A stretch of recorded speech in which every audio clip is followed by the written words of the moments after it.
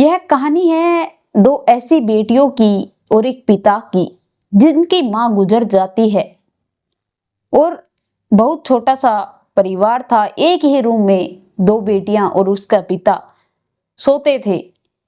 लेकिन जो बड़ी वाली लड़की थी उसकी उम्र 14 साल होती है तो उसे पहले पीरियड्स आते हैं और जब पीरियड्स आते हैं तो उसके पिता उसके लिए क्या क्या करते हैं, चलिए जानते हैं।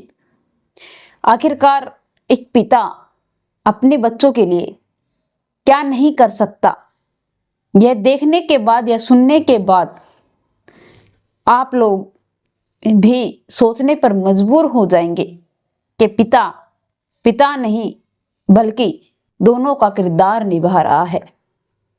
नमस्कार, आदाब, सत श्री अकाल। मैं Priyanka Yadav crime moment channel पर आप लोगों का हार्दिक स्वागत करती हूँ। आशा करती हूँ आप लोग खुश होंगे, स्वस्थ होंगे, अपना और अपनों का ख्याल रख रहे होंगे। आज की जो हमारी कहानी है वह एक रियल कहानी है जिसके अंदर दो लड़कियां थी और एक उसका पिता। पत्नी थी जो कि छोटी वाली जो उनकी लड़की थी उसे जन्म देने के कुछ साल के बाद ही चल बसी थी और जब वह गुजर गई थी उसके अंतिम संस्कार कर दिए गए। तो जो बड़ी वाली लड़की थी वह अपने पिता से पूछती थी कि पापा मम्मा कहाँ गई, मम्मा अपना सारा बैग पैक कर कर अपने कपड़े भी ले गई, क्या वह हमारे पास दोबारा कभी नहीं आएंगी। पिता के पास बच्चों को जवाब देने के लिए कुछ भी नहीं था। वह कहते हैं कि हाँ बेटा, शायद तुम्हारी माँ अब कभी ना आए। यह कहकर उनकी आंखें नम हो जाती हैं। तो दोस्तों, एक जब पिता था उसकी पत्नी जो कि उसे छोड़कर जा चुकी थी, वह अपनी दो नन्ही नन्ही जानों के लिए आज मेहनत कर रहा था क्योंकि उसका जो पत्नी गुजर गई थी उसके इलाज के अंदर उसने सारे पैसे लगा दिए थे। दो लड़कियां थी, उन्हें स्कूल भी नहीं भेज पाया। घर पर कुछ पशु पालकर अपने बच्चों का पेट पाल रहा था क्योंकि दो लड़कियां जो लड़की होती हैं उन्हें छोड़कर पिता कहीं जा भी नहीं सकता था। कई ऐसी रिस्पॉन्सिबिलिटी थी जो उन्हें संभालनी थी। जैसे तैसे कर कर वह अपनी बेटियों को किसी भी चीज की कमी महसूस नहीं होने देता, हमेशा उनके साथ रहता, उनसे बातें करता, प्यार भरी बातें कर कर उनका मन बहलाने की कोशिश करता रहता था। एक ही कमरा था, उसके अंदर दो चारपाई डाल रखी थी। एक पर उसके पिता सोते थे और दूसरे पर दोनों बहनें। जब बड़ी वाली लड़की की उम्र 14 साल हुई तो उसे पहला पीरियड्स आया था। उसके जो कपड़े थे वह ब्लड से सारे बुरी तरह से सन चुके थे। जब वह अपने कपड़ों को देखती है और इस खून को देखती है, ब्लड को देखती है, तो वह घबरा जाती है। उसने पीरियड्स के बारे में सुना था लेकिन उसे नहीं पता था कि ये कैसे होते हैं, क्यों होते हैं, क्योंकि सभी बच्चों को यह नॉलेज हमें देनी चाहिए। लेकिन अगर कोई बच्चा स्कूल जाता है तो उसके टीचर उसे बता देते हैं, समझाने की कोशिश पूरी करते हैं, लेकिन वह स्कूल कभी गई नहीं। कभी अपनी फ्रेंड से सुना था, आज उसे उस दिक्कत का सामना भी करना पड़ा, उस मुसीबत का सामना भी करना पड़ रहा था। तो दोस्तों, वह सोचती है और फिर उसे जब पेट में ज्यादा दर्द पेन होने लगता है तो वह अपने पिता को जगा देती है। कहती है कि पापा देखो ये मेरे क्या हो गया है और मेरा बहुत जोर से पेट में भी दर्द हो रहा है, मन है वह बड़ा ही विचलित हो रहा है। तो उसके पिता देखते हैं और उन्हें पता था कि उसे क्या हुआ है। वह कहते हैं कि बेटा कोई बात नहीं, तुम लो ये कपड़ा लो और तुम जाकर चेंज कर कर आओ। वह जाती है, वह तब तक जाती है तब तक उसके पिताजी उसके कपड़े बिस्तर जो कि सारे सन चुके थे उन्हें बदल देते हैं और अपनी बेटी के पास बैठते हैं और उन्हें अपनी गोद में सर रखकर सोने के लिए कहते हैं और उनके सर को सहलाने लगते हैं। लड़की को नींद आ जाती है। जब लड़की सो जाती है तो उसके पिता अपनी पत्नी को बहुत याद करते हैं। उनकी माँ जो कि गुजर चुकी थी उन्हें याद इसलिए कर रहे थे कि मैंने सारी परवरिश कर दी, लेकिन आज अगर तुम होती तो इस मुसीबत को मेरी बेटी अकेले नहीं झेल रही होती, क्योंकि जो माँ को बिटियां बता सकती हैं वह पिता को नहीं बता सकती, क्योंकि लेडीज प्रॉब्लम में बताने में हिचकिचाहट होता है।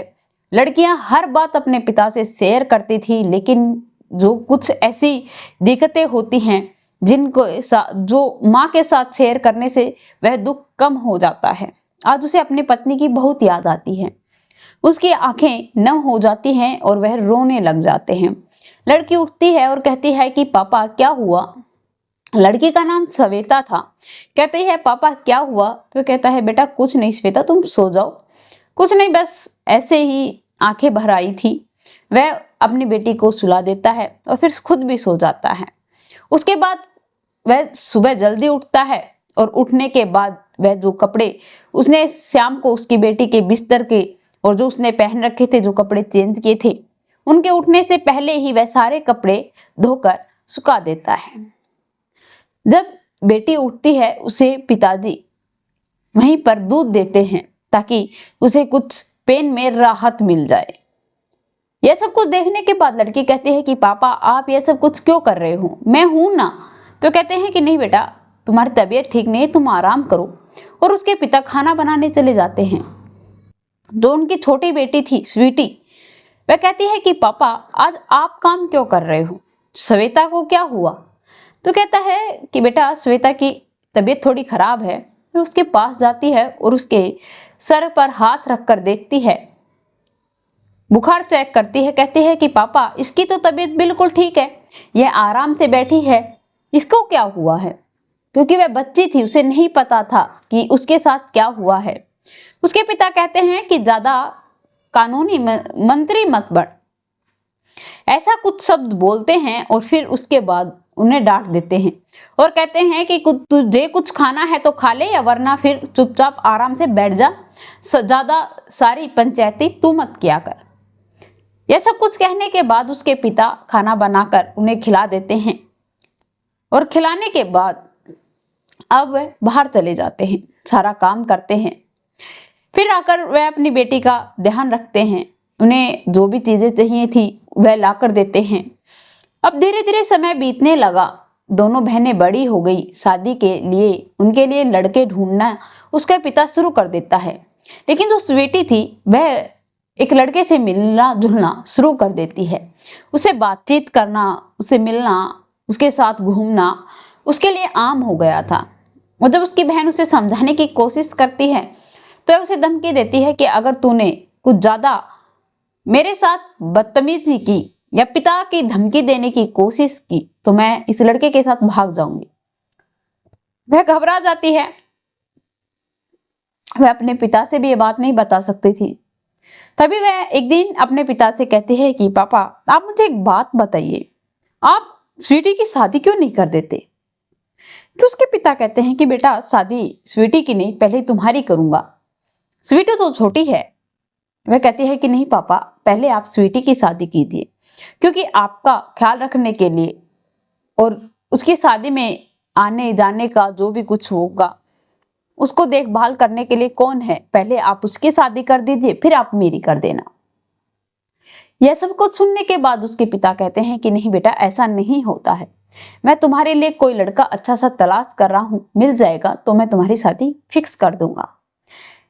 अब उधर बात नहीं बनती तो वह अपनी स्वीटी बहन से जाकर बातचीत करना शुरू करती है और उसे पूछताछ करती है और कहती है कि आखिरकार तू अपने पिता की इज्जत को नीलाम करने में क्यों उतरी है। वह कहती है कि तुम्हें तुम्हारे पिता की इज्जत इतनी ही प्यारी है तो एक काम कर, तुझे जो करना है तू कर ले, मेरी बातों में, मेरे काम में दखलंदाजी मत कर। वे उसे बहुत समझाती है कि पिता ने हमारे लिए क्या क्या नहीं किया। तो वे उसे जवाब देती है कि हमने तो पिता के लिए बहुत कुछ किया है, हम भी उनके लिए खाना बनाते हैं, घर का काम करते हैं। लेकिन वह समझने को तैयार नहीं थी। फिर वह बताती है कि तुम्हें देखने के लिए तो मैं थी, लेकिन जब मेरे साथ जो मुसीबत आई थी उन्हें देखने के लिए कोई नहीं था, तब मेरे साथ पिता खड़े थे। तुम्हें नहीं पता हमने कितनी कठिनाइयों से तुम्हें पाल पोस कर इतना बड़ा किया है। फिर वह अपना पहला पीरियड्स की कहानी अपनी बहन को सुनाती है और फिर कहती है कि ठीक है, अगर तुम्हें वह लड़का पसंद है तो तुम उसे घर बुला लो, उसे बात करते हैं, पहले मैं तुम्हारी ही शादी करवाऊंगी। वह उस लड़के से बातचीत करती है, उसे बुलाकर, और फिर कहती है कि तुम इसे शादी कर लो अगर तुम्हें पसंद है। यूं ताका झाकी में कुछ नहीं रखा। तो कहता है कि मैं इसे शादी नहीं करने वाला, मैंने कुछ मजे लेने के लिए कुछ दिन का रिलेशन रखा था। यह बात सुनने के बाद स्वीटी और श्वेता को गुस्सा आ जाता है। वह उसे पकड़कर बहुत मारते हैं। जैसे तैसे कर कर वह वहां से भाग जाता है। अब जो उसके पिताजी थे वह जबरदस्ती अपनी छोटी बहन की शादी के लिए अपने पिता को बना देती है। उसके साथ उसकी भी शादी फिक्स कर दी जाती है, लेकिन डेट अलग अलग। पहले स्वीटी की शादी की जाती है और फिर सविता की। लेकिन सविता अब अपने ससुराल जाने के बाद भी खुश नहीं रह पा रही थी। उसका ध्यान अपने पिता की तरफ ही था। वह अपने एक दिन काम से ध्यान हटाकर एक कोने में सिकुड़ी हुई सिमटी हुई बैठी थी उदास सी। तो उसका पति रोहन उसके पास आता है और पूछता है कि आखिरकार क्या हुआ, तुम इतनी उदास क्यों हो। तो वह कहती है कि कुछ नहीं, मेरे पिताजी की याद बहुत आती है। उनका कौन है, अगर उनकी तबीयत खराब हो जाएगी तो उनका ख्याल रखने के लिए वहाँ कोई नहीं है। तो उसका पति कहता है कि कोई बात नहीं, तुम एक काम करो, हमें भी उनकी फिक्र लगी रहती है, अपने पिता को यहीं पर ले आओ। वह कहती है कि ठीक है। वह अपने पिता को अपने साथ लेकर जाती है और अपने पिता का बहुत अच्छे से ख्याल रखती है। तो दोस्तों, यह रही कहानी आप लोगों के सामने। आप लोगों को एक पिता का और इन दो बेटियों का प्यार कैसा लगा, आप लोग कमेंट में लिखकर जरूर बताना।